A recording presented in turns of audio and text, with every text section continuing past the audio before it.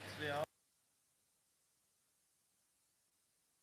वो आप साइड में जो अगर एकदम लेना है।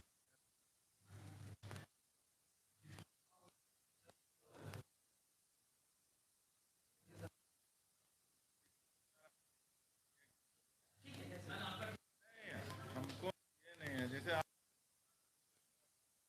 पिछले बार नाराज।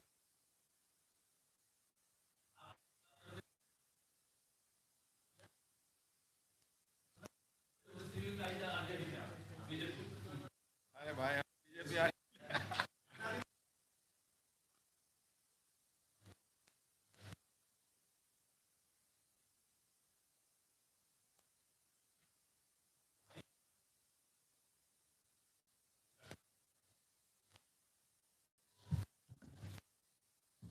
आ जाइए आप लोग, तो आप लोग फ्रेम से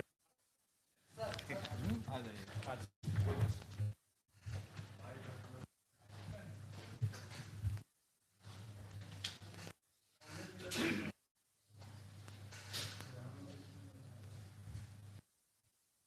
या मैं ही बीच में आ जाऊँ, आप नहीं आ सर, जाएँ क्या, कैसे? चलो ठीक है। तो आज का ये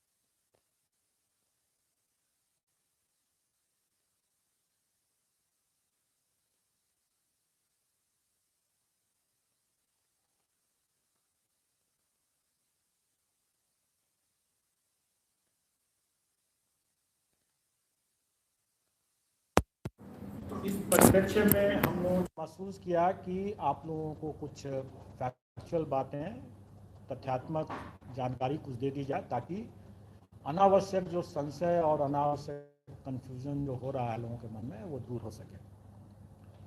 पहली बात कि सारे मुद्दों पर डिस्कशन हो चुका है, और ये कुछ मुद्दे ऐसे थे जिसका निर्णय विभाग को ही करना था, और ये मुद्दे जो हैं वो तमाम इस दौरान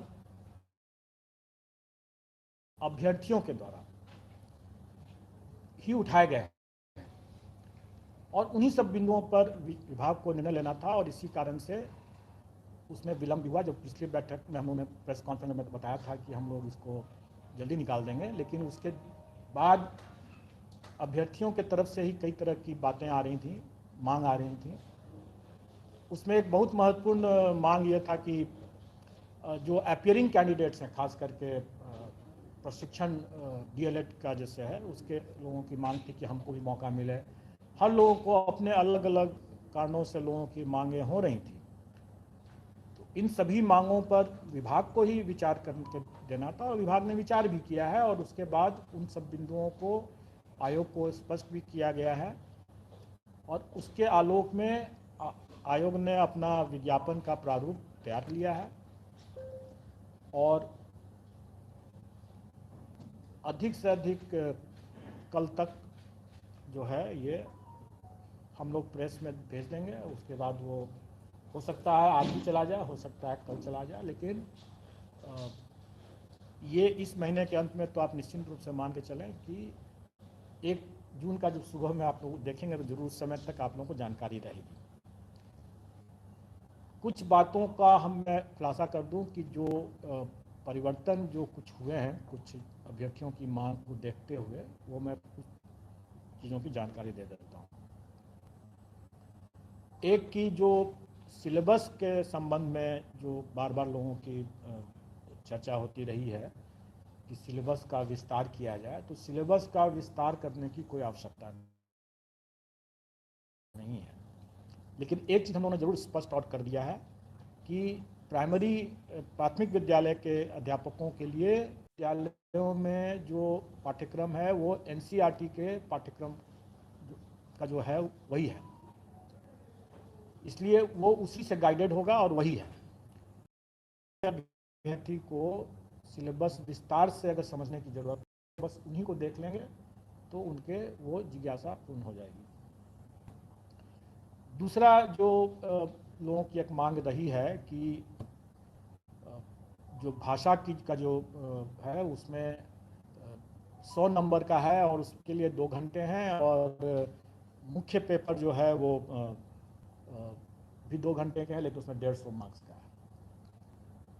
तो इसमें मैं बता दूं कि भाषा का जो है वो पहले भी मैंने स्पष्ट किया कि क्वालिफाइंग नेचर का है, उससे आपको मेरिट नहीं बनेगा, मेधा सूची उसके प्राप्तांक के आधार पर नहीं बनेगा, और इसलिए हम लोगों ने उसमें अधिक समय दिया है कि आप आराम से आप करें, उसमें घबराने की बात नहीं है, एक सिर्फ क्वालिफाइंग नेचर का है, लेकिन आप आराम से कर सकते हैं। लेकिन जो मुख्य पेपर है वो उसी पर मेधा आधारित होगा, प्रतियोगिता उसी पर है, तो उसमें हम लोग चाहेंगे कि जो अच्छे अभ्यर्थी हैं वो जल्दी बना पाएंगे, और जो अच्छे नहीं हैं, उतने स्मार्ट नहीं है, वो थोड़ा उनको विलम्ब होगा। तो इसलिए हम लोगों ने ज़्यादा क्वेश्चन रखा है, लेकिन हम लोगों ने फिर आपस में विचार करके और अभ्यर्थियों की एक बड़ी मांग को ध्यान में रखते हुए हम लोगों ने पहले जो 150 क्वेश्चन रखा था उसको घटा करके 120 किया है मेन में। और पहले जैसे 100 और 50 का था कि 100 में उनका नॉलेज टेस्ट था और 50 में उनका इंटेलिजेंस का टेस्ट था, उसको हमने वो ब्रेकअप को हमने 80 और 40 के रखा है, और ये सभी मुख्य परीक्षाओं के लिए है। मतलब 120 क्वेश्चन रहेगा, 80 और प्लस 40। और ये भी मैं स्पष्ट कर दूं कि एक पद के लिए एक ही मेन पेपर है। कई बार लोग ये कहते हैं कि इतना व्यापक सिलेबस है कैसे पढ़ेंगे, तो ऐसा नहीं है कि उनको सभी पढ़ना है, उनको तो सिर्फ एक ही पेपर की तैयारी करनी है। अगर एक पद के लिए तैयारी कर रहे हैं तो एक ही पेपर की तैयारी करनी है, मेन पेपर। भाषा तो सबके लिए लागू है, वो तो क्वालिफाइंग नेचर का। तो इसलिए अगर वो 2 पद के लिए तैयारी कर रहे हैं तो उनको 2 पेपर पढ़ना पड़ेगा, 2 पेपर के हिसाब से पढ़ना होगा। और ये भी है कि उनको जो अपना विषय उनका है, मतलब जिसमें वो स्टेट की परीक्षा पास किए हैं, उसी विषय से उनको देना है। और इसमें सिर्फ पहले मैंने स्पष्ट किया है कि सिर्फ कॉमर्स का ही एक ऐसा विषय है जिसमें कि अगर वो स्टेट किए हुए हैं तो उसमें उनको विकल्प है विषय का, उसमें 3 विकल्प है, अकाउंटेंसी है और एक बिजनेस स्टडी है या एंटरप्रेन्योरशिप है। और एक और है, वो आपको सब विज्ञापन में सब मिल जाएगा उसमें। तो ये एक बातें हुई पाठ्यक्रम के बारे में।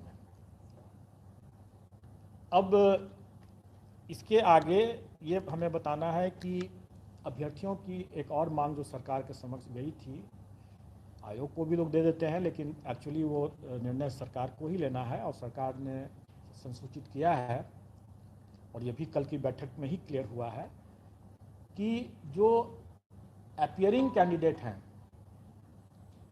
उनको भी हम लोग मौका देंगे। और अपीयरिंग कैंडिडेट के लिए शैक्षणिक प्रशैक्षणिक अर्हता का कट ऑफ डेट जो होगा वो 31/8/2023 होगा।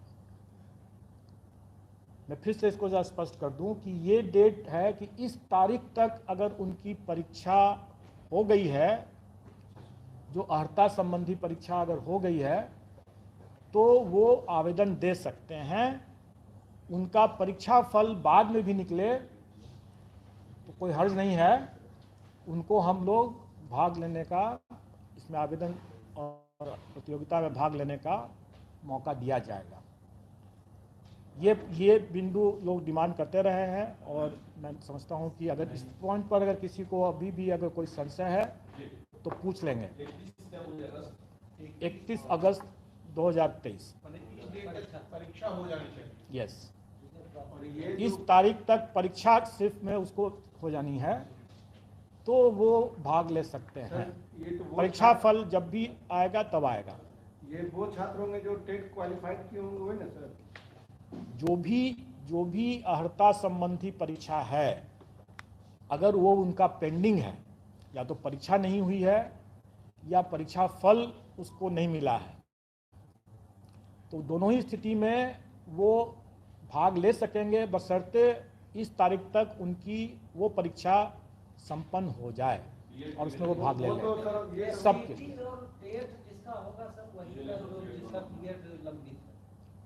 कई कॉम्बिनेशन हो सकते हैं, उसको आप उस कॉम्बिनेशन की बात आप मत सोचें, अभी करें। कुछ के लिए कुछ लागू होगा, कुछ के लिए कुछ और लागू होगा, कुछ की कुछ और बातें होंगी।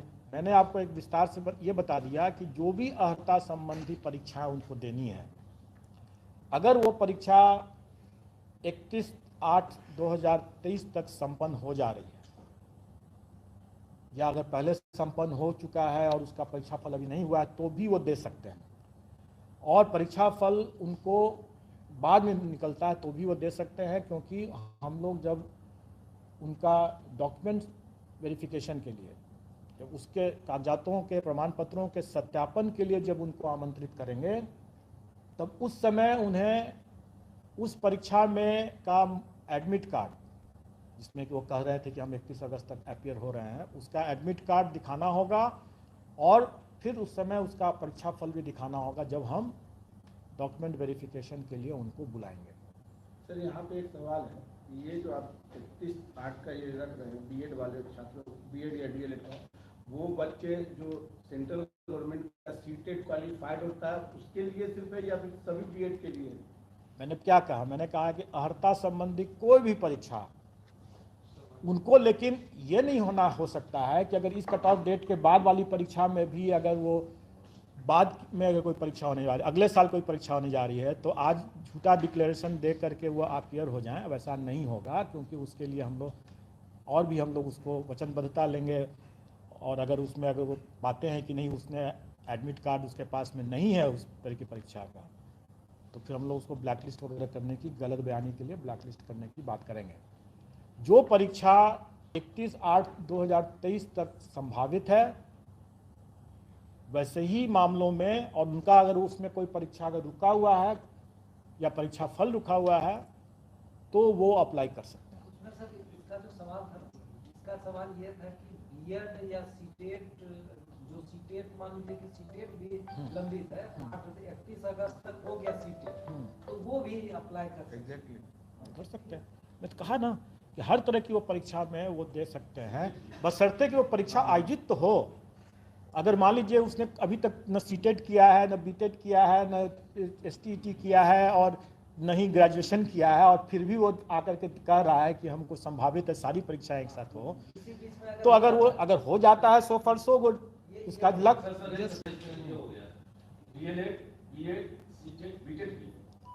मैंने फिर से मैं बता रहा हूं कि कोई भी परीक्षा अगर उसकी संभावित है तभी ना वो उसको उपयोग कर सकेगा, अगर संभावित ही नहीं है तो उसका उपयोग नहीं कर सकेगा।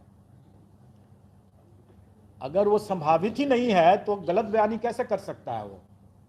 अब ये कहेंगे कि अगले साल वो परीक्षा होने वाली है तो उसका दावा आज ही कर लें, वो गलत बात हो जाएगी और वो दावा नहीं कर सकेंगे, और वैसा अगर गलत करते हैं तो फिर वो अपना चांस गंवाएंगे ही नहीं बल्कि आगे के लिए डिबार भी हो जाएंगे। ये एक छूट है, उनको एक छूट दिया गया है कि वैसे कैंडिडेट जो कि वाकई में इसका लाभ लेने के लिए योग्य होंगे, मतलब कि उनकी परीक्षा, जैसे बहुत सी परीक्षा अभी जान रहा हूँ कि जैसे बीएड की परीक्षा है, अभी बीएड पटना यूनिवर्सिटी से भी कल हम लोगों ने चर्चा किया कि बीएड की परीक्षा अभी हो गई है शायद, और उसका परीक्षाफल अभी घोषित नहीं हुआ है। तो स्वाभाविक है कि यह परीक्षाफल बाद में घोषित अगर होता भी है, चाहे 15 दिन में हो, 1 महीना में, 2 महीना हो, जब भी हो, हम उनको मौका देंगे, क्योंकि परीक्षा हो गई है संपन्न। तो परीक्षाफल निकलने में अगर विलम्ब भी अगर होता है तो उसके लिए हम उसको दीवार नहीं करेंगे, उसके लिए हम वंचित नहीं करेंगे, हम उनको मौका देंगे। तो ये कट ऑफ डेट की बात हो गई। अब मेरा एक लोगों से ये अनुरोध है कि बहुत बार लोग गलत अटकलबाजी के आधार पर लोग जो समाचार डाल देते हैं उससे थोड़ा परहेज करें। और एक बड़ा मामला आ रहा है जिसमें लोग ये प्रचारित कर रहे हैं कि जब आयोग आज तक मात्र साल में या इतने वर्षों में कुछ ही हजार नियुक्तियां जब कर पाई हैं, तो यह आयोग 1,70,000 नियुक्ति करने में 5 वर्ष से 10 वर्ष और कुछ कितने वर्ष लगाएंगे लोग। अब मैं ये कहूँ कि अगर हम कंबाइंड सिविल सर्विसेज में करीब 6 लाख अभ्यर्थी भाग लेते हैं और फाइनली सिलेक्शन जो होता है वो 800, 900, कभी 300 इस तरह से होता है, तो क्या बाकी अभ्यर्थियों का हम मेरिट लिस्ट नहीं बनाते हैं? उनके कॉपीज का या ओएमआर शीट का हम इवैल्यूएशन नहीं करते हैं? हम तो करते ही हैं। हमको अगर 6 लाख लोगों का अगर परीक्षा देगा तो सभी 6 लाख लोगों का हमको ओएमआर शीट का इवैल्यूएशन तो करना ही है। अब वैकेंसी जितना रहेगा हम उतना पास ऑन कर देंगे। हम तो सभी 6 लाख का करते ही है ना, उसके लिए हम 5 साल तो नहीं लेते हैं। तो इस तरह का जो गलत बयानी जो लोग कर रहे हैं, लोगों को गुमराह कर रहे हैं। और अगर आप लोग भी अगर वैसा साथ देते हैं तो आप लोग भी उसके हाथ की कठपुतली बनते हैं। तो आप समझ लें कि हास्यास्पद स्थिति है कि नहीं है। क्या वो, इससे तो यही पता चलता है कि ऐसे बोलने वाले लोग और ऐसे कुतर्क देने वाले लोग जो हैं वो पब्लिक को क्या समझते हैं, महाबेवकूफ समझते हैं। तो खैर ये उनकी सोच है। मैं आपको ये बता दूं कि इसमें आप लोग समझ चुके हैं, आप लोग हंस रहे हैं तो आप लोग समझ चुके हैं कि हम अगर 6 लाख लोगों की परीक्षा लेंगे तो हम सभी का ना मार्किंग करेंगे, सभी का ना मेरिट बनाएंगे। कितने सिलेक्शन हुए, 5 साल नहीं लेंगे हम।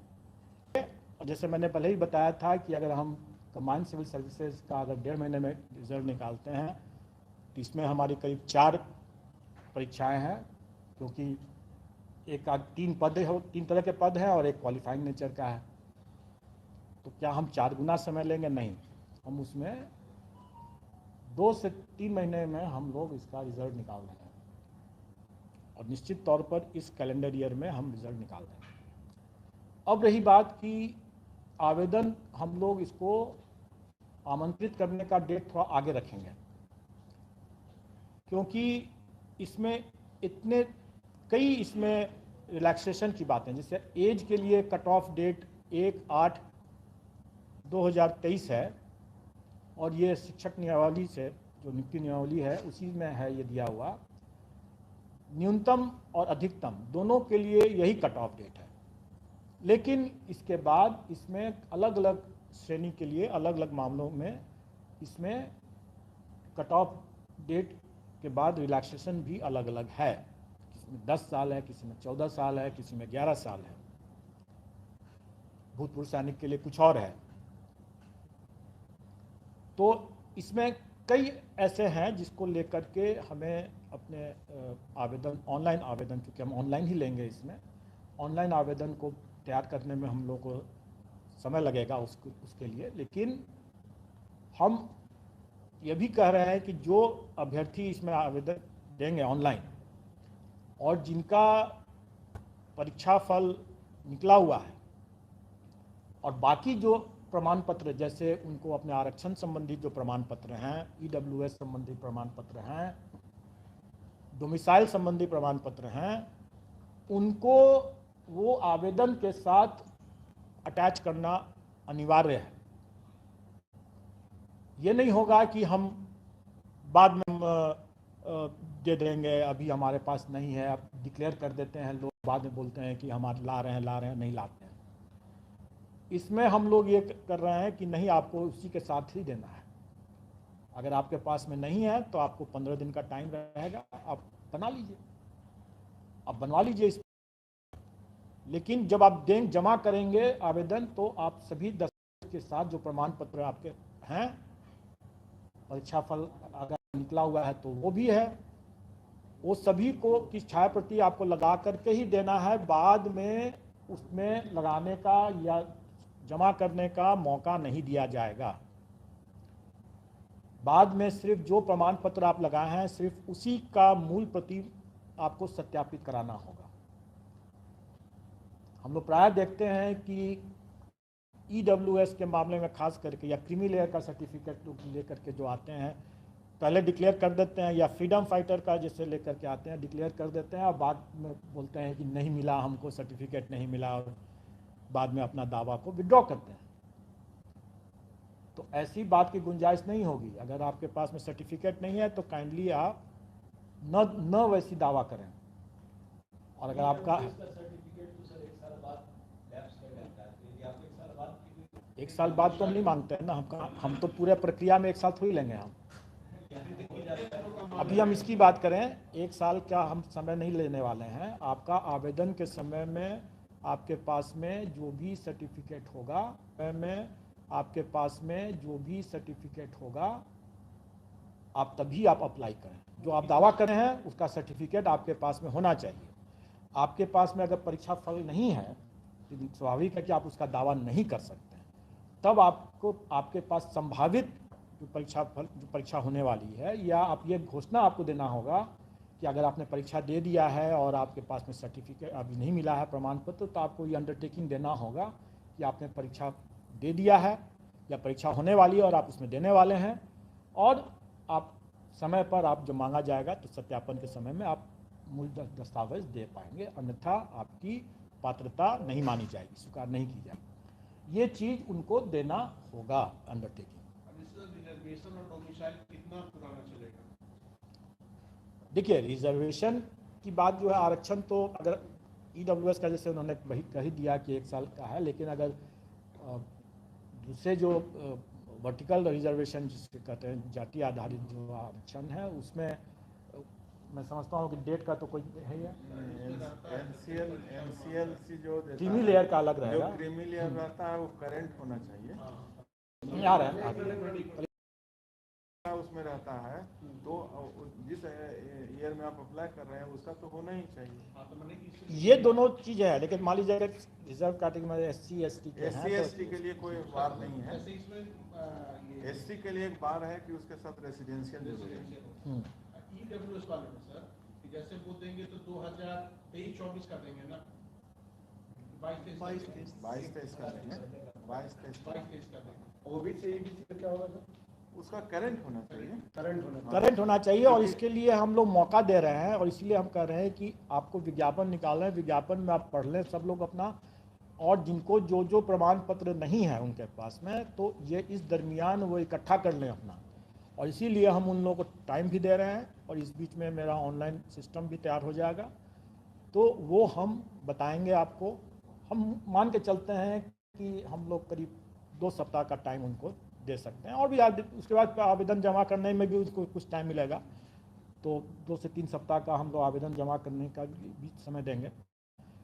ये मतलब है उसकी व्यवस्था भी कर लें, ताकि जब वो अप्लाई करें तो उनके पास में सभी डॉक्यूमेंट रहे उस समय, बाद में दौड़ धूप करने की जरूरत न पड़े उनको, बाद में वो कठिनाई न हो।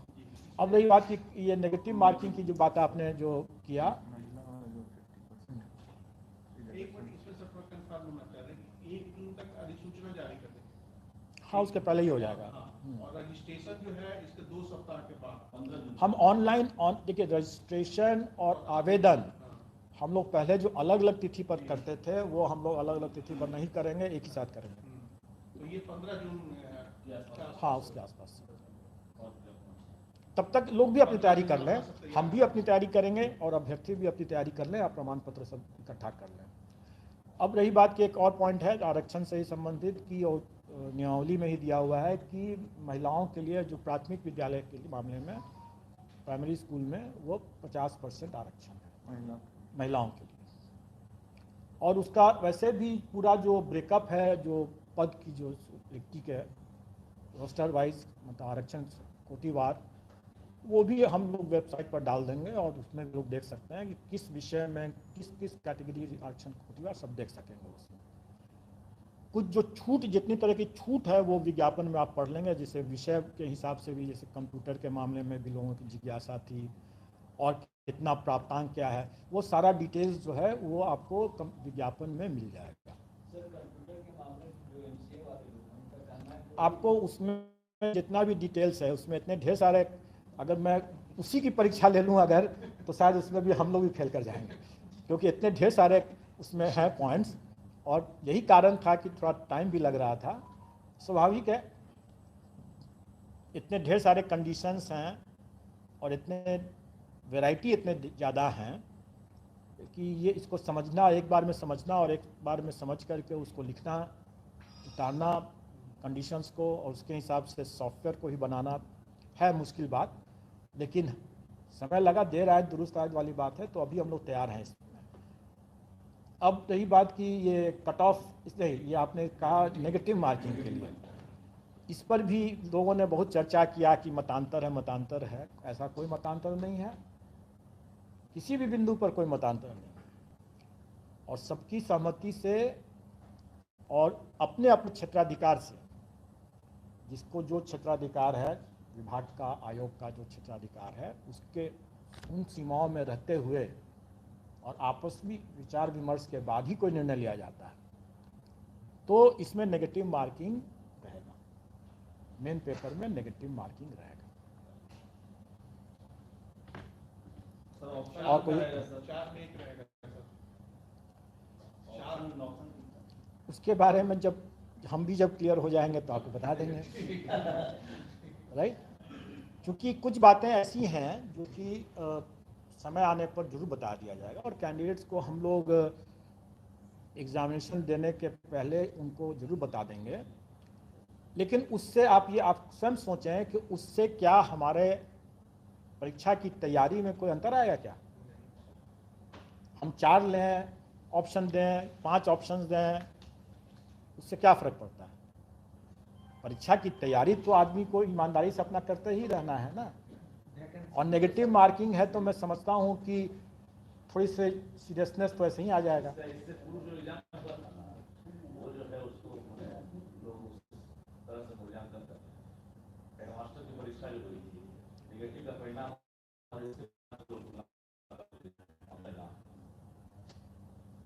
आम को अमरूद के साथ मत तुलना करें।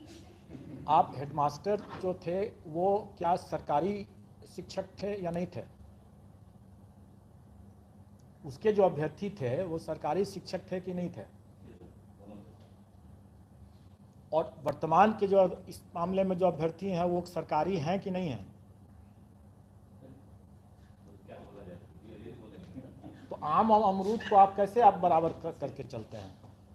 अब जिसको भी आप आम समझिए, जिसको भी अमरूद समझिए, लेकिन आप अपनी विवेक से अपना इस्तेमाल कर सकते हैं। उसकी तुलना और उसमें अभ्यर्थियों के तैयारी की तुलना इससे मत करें। ये भिन्न परीक्षा है, वो भिन्न परीक्षा थी, उसके भिन्न अभ्यर्थी थे, उनका बैकग्राउंड डिफरेंट था, उनका स्टेटस डिफरेंट था, इनका स्टेटस डिफरेंट है, इनका बैकग्राउंड डिफरेंट है। ठीक है, इसमें सर तो दोनों तो एक ही साथ जैसे नियोजित शिक्षक है और जो तरह तरह के हैं, दोनों को लेकिन सरकारी कोई नहीं है अभी।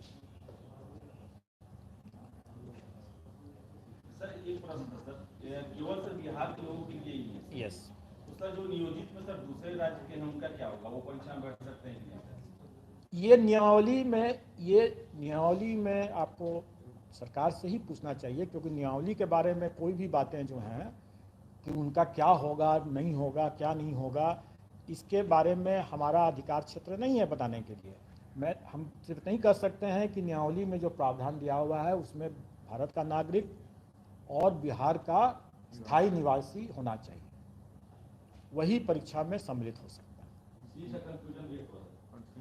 सीट जो है 170 वाला में सीट नियोजित अपने सीट पर रहेंगे और अभ्यर्थी की सीट सर तो अलग सर क्वालिफाइंग का भी बात चल रहा था सर नियोजित को लेकर सर। मैं नहीं जानता हूँ, और फिर मैं कहूँगा कि अटकलबाजी पर कोई न्यूज़ न चलाएं। सबसे अच्छी बात होगी कि जो विषय सरकार से संबंधित है वो सरकार से पूछें। जो हमें तो 1,70,000 समथिंग का हमें जो अधियाचना प्राप्त हुई है, हम उसके आलोक में अपनी बात बता रहे हैं। अब ये उसमें नियोजित शिक्षक का पद है नहीं है, उसको क्या किया गया है, इसके बारे में तो आप सरकार ही बता सकती है, हम नहीं जानते हैं और इस हमें जानना भी नहीं है। जाति प्रमाण के साथ साथ आवासीय भी जरूरी होगा, समझ होगा। स्वाभाविक है, अगर हमें स्थायी निवासी लेना है बिहार का, तो हमको उसका आवासीय जो है प्रमाण पत्र की आवश्यकता पड़ती ही है और पड़ेगी। अब जैसे कोई व्यक्ति रेंट में रहता है तो उसका जो अगर ये यहाँ बनेगा वो तो अस्थायी बनता है। हमें स्थायी निवासी चाहिए। तो बन जाता है स्थायी निवासी का। पिछली जो परीक्षाएं हुई है उसमें बिहार राज्य की जो महिला उम्मीदवार है उनको कुछ खास पात्रता परीक्षा उसमें परसेंटेज का छूट दिया है जनरल में, उसको कैरी करेंगे या? देखिए, मैंने आपको क्या कहा कि इतने ढेर सारे उसमें छूट के कंडीशंस हैं, एज में है, जो अपनी जो प्राप्तांक है उनकी परीक्षाओं में उसमें है, सबके लिए अलग अलग है, और उसमें फिर छूट भी है। इस पूरे चीज़ों को एक बारगी अगर आपसे पूछा जाए तो कोई नहीं बता सकेगा। बेहतर होगा कि विज्ञापन में हम लोग उन सारे पॉइंट्स को डाल रहे हैं, उसको आप पढ़ें और समझें, और उसके हिसाब से फिर अपना निर्णय लें कि क्या है क्या नहीं है। एक और एग्जाम की तारीख जो आपने टेंटेटिव बताया उसमें कोई फेरबदल परिवर्तन? अभी टेंटेटिव है। टेंटेटिव वर्ड का मतलब क्या होता है? अनुमानित है, संभावित है, अभी अस्थायी रूप से वो तय किया हुआ है। लेकिन अगर आप ट्रैक रिकॉर्ड देखेंगे अगर आयोग का भी हाल फिलहाल के समय में, तो आप समझ लें कि यह टेंटेटिव जो चीज़ है यही अस्थायी है कि स्थायी है, ये आप स्वयं निर्णय ले लें। ये हमारे हिसाब से तो अभी हमारे लिए तो वही स्थायी है। और इसका कारण इसलिए हम लोगों ने उसको पहले घोषित कर दिया, और पाठ्यक्रम भी हम लोगों ने पहले घोषित कर दिया, क्योंकि अभ्यर्थी उनको पर्याप्त समय मिल सके और वो अपने पढ़ाई पर ध्यान दें, अपनी तैयारी पर ध्यान दें, और इधर उधर के अफवाह पर ध्यान न दें।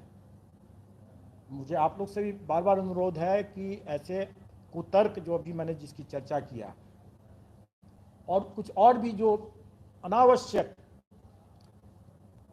अरे हमारे और विभाग के बीच में मतांतर नहीं है, आप लोग शायद चाहते हो ऐसा, तो अब दूसरी बात है, लेकिन हमारे विभाग के बीच में कोई मतांतर नहीं है।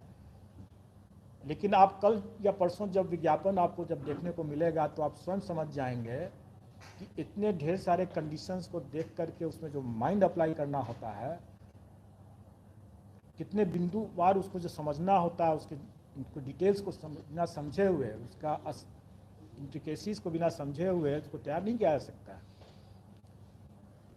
इसलिए ये चीज़ स्वाभाविक तौर पर इतना भारी भरकम है, इतना इसमें काफ़ी इफ्स एंड बट्स हैं, उसको समझ करके तैयार करने में समय लगना स्वाभाविक है, और अब वो समय आ चुका है, हम लोग कर रहे हैं। एक और बिंदु को थोड़ा स्पष्ट करना चाह रहे हैं सर, STET वाले बोले कि 20 विषय में उत्तीर्ण है, उसी सब्जेक्ट में वो शामिल हो। जैसे अगर हम मैथ जैसे है, मैथ पेपर दिए हैं तो हम मैथ विषय में ही सिलेक्ट होंगे, उसी की परीक्षा में हम शामिल होंगे, यही है ना? अगर STET आपने एक और, मैं इसको थोड़ा सा और खुलासा कर दूँ, वैसे कल या परसों विज्ञापन में आप लोग देख मिल जाएगा। STET पेपर 1 जो है वो हाई स्कूल के लिए है, और पेपर 2 जो है वो हायर सेकेंडरी के लिए है। पेपर 1 में अगर हमने मैथ्स लेकर के दिया है तो हम हाई स्कूल के लिए हम मैथ्स में ही हम अप्लाई कर सकते हैं, दूसरे में नहीं कर सकेंगे। और अगर पेपर 2 में हमने किसी और विषय में दिया है तो फिर हम हायर सेकेंडरी में, मान लीजिए फिजिक्स में दिया है तो हम हायर सेकेंडरी में फिजिक्स में ही कर सकेंगे, ठीक है, इंटरचेंज नहीं कर सकते। तो उसकी पात्रता आपकी है, स्टेट 1 आपने जैसे पेपर 1 क्लियर कर रखा है तो आप योग्य हो गए, लेकिन उसी विषय में जिसमें आपने क्लियर किया, दूसरे में आप नहीं अप्लाई कर सकते। एक और सवाल सर, आपने इशारों में उनका नाम नहीं लिया, लेकिन इशारा वही था कि इतनी बड़ी संख्या में परीक्षार्थियों की परीक्षा आप कैसे लेंगे, तो उन्होंने सवाल आया तो इस तरह का बयान दिया। आप नाम जानते हैं? मैं नहीं जानता हूँ नाम, मैंने जो सुना है मैं आपको आप हाइपोथेटिकली मान लीजिए, लेकिन मैं आपको बता रहा हूँ कि अगर इस तरह की बातें अगर उठती है, सुनी सुनाई बातें, अब किसने कहा क्या कहा उस पर मैं नहीं जा रहा हूँ, मैं आपको खुद बोल रहा हूँ कि आप स्वयं सोचें इस बात को कि जब अगर हम 6 लाख लोगों का एग्ज़ाम लेते हैं तो हम सब 6 लाख का मूल्यांकन करते हैं ना। ऐसा थोड़ी है कि ऊपर से चेहरा देख करके हम 1000 का मूल्यांकन कर दिया, उसी का रिजल्ट भेज देते हैं, नहीं ना। हम तो 6 लाख का मूल्यांकन करते हैं, और उसमें से जितना डिपार्टमेंट को जितना वैकेंसी के हिसाब जितना चाहिए उतना ले लीजिए उसमें से। परीक्षा केंद्र को लेकर कुछ अगर बता पाए तो हम सभी जिलों में रखेंगे, पटना रखेंगे, इस तरह या मंडल वाइज रखेंगे, क्योंकि लाखों की संख्या है। देखिए, अभी तक हम लोगों ने जो परीक्षा यहाँ कराया है, मतलब इस कमीशन में, तो हम लोगों ने पाया है कि एक शिफ्ट में कराने के लिए हम 6 लाख तक हम लोग करीब जा पाते हैं। 6 लाख से ज़्यादा जाने वाली स्थिति जब उत्पन्न हो रही थी तो उसमें हम लोगों को 2 शिफ्ट में करने की आवश्यकता हो रही थी। ये तो हम सभी लोगों का मतलब एक ऐसा मतलब चांस की बात थी कि हम लोगों को उस समय 6 लाख का मिल गया, उतना सीट्स, एकोमोडेशन सेंटर्स हम लोग एक शिफ्ट में कर पाए, अन्यथा हम लोग चाह करके भी एक शिफ्ट में नहीं कर पाते। तो अब हम लोग की जब क्षमता ही अगर 6 लाख के आसपास की है, और अगर अभ्यर्थियों की संख्या अगर 6 लाख से ज़्यादा हो जाएगा तो हम लोग को 2 शिफ्ट में करने की मजबूरी होगी, और हम लोग तब 2 शिफ्ट में करेंगे, और इसका प्रावधान हम लोगों ने रखा है। लेकिन बेशक अगर हम लोगों को उसके कम रहेगा और हमें सेंटर्स मिल जाता है तो हम लोग का भी फर्स्ट चॉइस जो होगा वो एक ही शिफ्ट में करेंगे तो हम आसानी से कर पाएंगे, हमको फिर उतने कॉम्प्लिकेशंस नहीं होंगे। अदरवाइज आप समझ सकते हैं कि इतने ढेर सारे विषय हैं तो हर के लिए आंसर शीट, उसका फिर आंसर की बनाने में जो परेशानी आती है और जो उस पर जो आरोप और वगैरह लगता है, उसके बाद कई बार आपत्ति आती है, सबका समाधान करने में ही ज़्यादा समय लगता है। अगर हम 2 शिफ्ट में करेंगे तो हमारा डबल एक्सरसाइज हो जाएगा, तो हमारे लिए मतलब सही व्यवस्था नहीं होगी। लेकिन अगर वो बाध्यकारी परिस्थिति उत्पन्न होगी तो हम उसको 2 शिफ्ट में करेंगे ही करेंगे। लेकिन चांसेस बढ़ गए।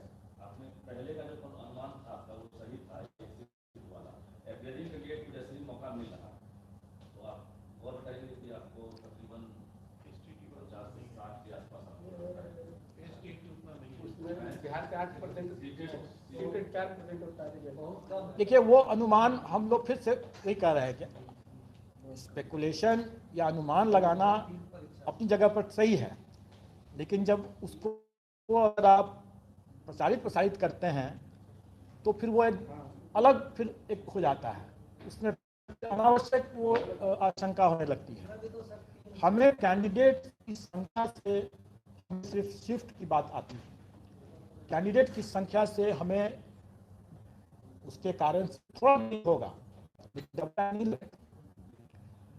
इसीलिए मैंने कहा कि हमको ये कहा कि हम 1000 10,000 नियुक्ति करते हैं साल में या 5 साल में, तो इसलिए उस रफ्तार से चलेंगे तो 1,70,000 लोगों की नियुक्ति करने में 5 साल लगेगा। ये हास्यास्पद है। आप लोग भी बार बार हंस जा रहे हैं, तो मैं क्या बोलूँ उससे ज़्यादा। सर नियोजित शिक्षक को सर गाइड करेगा सर, मानिए तो उनका एक पेपर होगा, दूसरा पेपर नहीं होगा। फिर से सवाल आपका क्या है? सर जो नियोजित शिक्षक में भाग लेंगे परीक्षा में सर, तो वो लोग भी सर गाइडिंग में रहे हो सकते हैं क्या? परीक्षा सर दूसरा पेपर उनका है, एक पेपर ही दे रहे हैं शिक्षक, इस बार तो वो भी सर अभ्यर्थी ही मतलब अपने ही इन्विजिलेशन भी करेंगे और नहीं सर ऐसा नहीं होगा। वो निराधार है, उसको ऐसे ही मतलब स्वाभाविक बात है कि हम कैंडिडेट्स को इससे ही इन्विजिलेशन कराएं, ऐसा भाई भतीजावाद हम लोग को नहीं करना है। नहीं सर, जैसे एक पेपर के लिए मानिए सर वो हायर सेकेंडरी के लिए दे रहे हैं, तो फिर मिडिल स्कूल का जो है उस पेपर में वो गार्डिंग में रहेंगे, मानिए वो नहीं एग्जाम। पहली बात कि हम लोग ये समझ रहे हैं कि जो प्राइमरी स्कूल में जो अभ्यर्थी जो देंगे उसमें से कई अभ्यर्थी भी होंगे, क्योंकि नौकरी चाहिए लोगों को, तो कई जो बेरोजगार हैं तो वो सभी में देना करेंगे, अगर योग्य हैं तो सभी में, और दे भी सकते हैं, उनको छूट है। और इसी कारण से हम लोग अलग अलग तिथि पर कर रहे हैं। स्वाभाविक है कि कैंडिडेट्स को हम इन्विजिलेशन के लिए तो बिल्कुल नहीं लगाएंगे, कभी भी नहीं लग ऐसा हो सकता है। मतलब ये क्लियर हो गया बिहार के नियोजित टीचर शिक्षक और परीक्षक जो अभ्यर्थी होंगे, अभ्यर्थी कैटेगरी के लिए आ सकते हैं, वो कभी भी वो शिक्षक नहीं बनेंगे। और इस पर भी मंथन हो चुका है। अब सब चीज़ का खुलासा मैं नहीं कर सकता हूँ, लेकिन मंथन इस पर हो चुका है और हम लोग की इतनी क्षमता है कि हम लोग, और ये क्षमता भी हमें फिर से शिक्षा विभाग से ही मिलेगा या दूसरे विभाग से मिलेगा।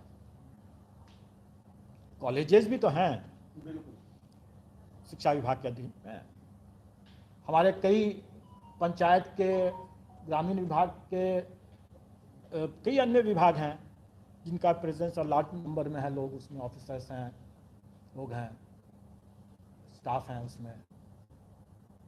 हमें उन लोगों को रोपिन करना है, और चूंकि सरकार का ही काम है ये और सरकार का सहयोग और निर्देश रहेगा ही, तो सेंटर्स भी और जिला पदाधिकारीगण से भी ये अनुरोध भी रहेगा और अपेक्षा भी है ये, और उनका कर्तव्य भी है कि इसमें सहयोग करें और उपलब्ध कराएं, और सेंटर्स भी उपलब्ध कराएं, शिक्षक भी उपलब्ध कराएं जो न्यूट्रल शिक्षक हों। कभी भी कैंडिडेट और शिक्षक वही नहीं होगा। और कुछ सर अपीयरिंग सर दे रहे हैं, इसमें होगा सर जीपीएस में भी सर, सिविल सेवा में भी अपीयरिंग पर विचार हो सकता है क्या सर? देखिए, आपने अच्छा किया ये प्रश्न पूछ लिया, लेकिन इसका जवाब हम भी खोज रहे हैं। और जैसे मैंने कहा कि हर परीक्षा से हम लोग कुछ सीख लेते हैं, कुछ सबक लेते हैं, और उसके लिए कुछ स्टैंडर्ड्स बनता है, उसका उपयोग अन्य परीक्षाओं में भी करते हैं। शिक्षक परीक्षा में भी हम लोग करेंगे, जो पहले से अनुभव लिए हैं, जो स्टैंडर्ड्स बनाए हैं उसका उपयोग करेंगे। और इसमें जो हम लोग सीख ले रहे हैं, खास करके ये कट ऑफ डेट, और 2 तरह के कट ऑफ डेट हुए इस परीक्षा में। एक कट ऑफ डेट एज से रिलेटेड, जो कि 1/8/2023 हुआ, जो नियमावली के हिसाब से जो परीक्षा का वर्ष है या नियुक्ति का वर्ष है, अध्याचना का वर्ष है, उसका 1 अगस्त होगा एज के लिए कट ऑफ, ये नियमावली में दिया हुआ है। तो ये अच्छा एक प्रावधान है, इसमें एक स्थायित्व आता है कि भाई हर कैंडिडेट को हर बार समझ में रहेगा कि मेरा ये कट ऑफ डेट ये है, तो हर साल अगर एक परीक्षा हो रही है तो लोग क्लियर पहले से रहेगा। ये एक अच्छा प्रावधान है, उनको हम सोचेंगे कि क्या हम अन्य परीक्षाओं में भी, आयोग की अन्य परीक्षाओं में भी इसको शामिल कर सकें, यही प्रावधान लागू कर सकें कि नहीं कर सकें। इस पर हम लोग सोचेंगे और जब निर्णय होगा तो फिर संसूचित भी करेंगे। उसी तरीके से इस बार हम लोगों ने जो जिनका परीक्षा फल नहीं निकला है, अपीयरिंग कैंडिडेट्स की बात जो हो रही है, अपीयरिंग कैंडिडेट्स के लिए हम लोगों ने कट ऑफ डेट 31/8/2023 रखा है। तो ये हम लोगों के लिए भी पहला अनुभव होगा, इसमें हम लोग लागू किया और ये अभ्यर्थियों की मांग पर ही हम लोगों ने लागू किया है। और इसको भी अगर हम आयोग की अन्य परीक्षाओं में लागू करेंगे, नहीं करेंगे, या करेंगे तो किस तरह की यही डेट रखेंगे कि कोई दूसरा डेट रखेंगे, ये हम लोग देखेंगे। दूसरे आयोगों का भी हम लोग प्रावधान को देखेंगे, यूपीएससी के भी प्रावधान को देखेंगे और फिर उसके हिसाब से हम लोग इस पर विचार करेंगे। लेकिन इस पर मनन चिंतन करके हम लोग कुछ निर्णय करेंगे। क्या करेंगे वो अभी बताना थोड़ा प्रीमैच्योर होगा। ठीक है,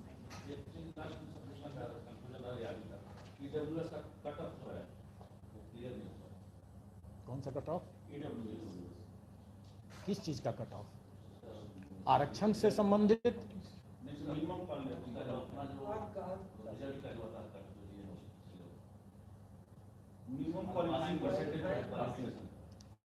आपको बाकी का क्लियर है क्या? अभी मैंने क्या कहा कि इतने ढेर सारे उसमें इफ्स एंड बट्स हैं कि आप उसको विज्ञापन जब देखेंगे तो उसमें जो लिखा रहेगा उसके हिसाब से अब फिर आप करेंगे, अब फिर बताएंगे कि क्या है और क्या नहीं है।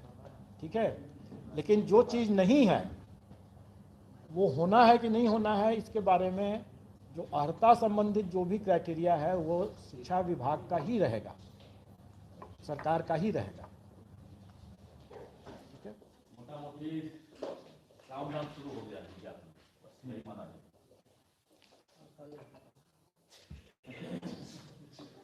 मोटा मोटी यह है कि आप लोग कृपा करके अफवाह नहीं में फैलाने में शामिल न हो। ठीक है, क्योंकि कल की बैठक बेनतीजा नहीं